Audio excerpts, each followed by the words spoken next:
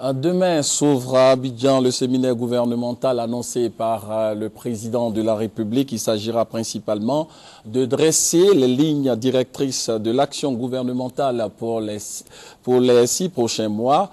2 jours d'échange pour aboutir à l'élaboration d'une feuille de route pour chaque membre du gouvernement. Le point avec Sylvie Touré.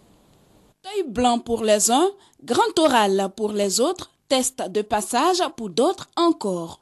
Des mots différents pour parler d'un seul et même événement, le séminaire gouvernemental prévu ces 5 et 6 juillet. Tour à tour, les ministres se succéderont au pupitre. Devant le président de la République et son premier ministre, chacun déroulera sa feuille de route. En clair, chaque ministre expliquera sa compréhension de la mission à lui assignée, définira ses priorités pour les 6 mois à venir, ainsi que ses moyens et ses stratégies.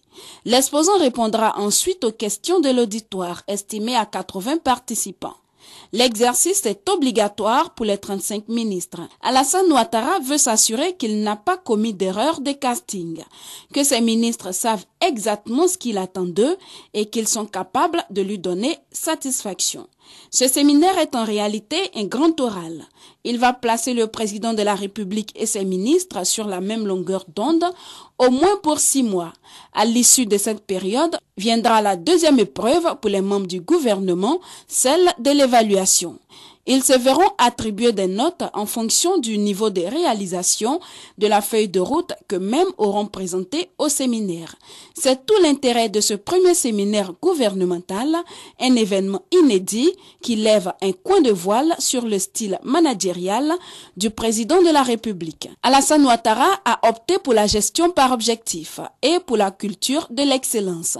Et cela s'impose en premier à ses collaborateurs. Fini donc l'ère où le poste de ministre était le couronnement d'une carrière politique. L'époque des directeurs des cabinets à tout faire et des ministres payés à ne récolter que des honneurs.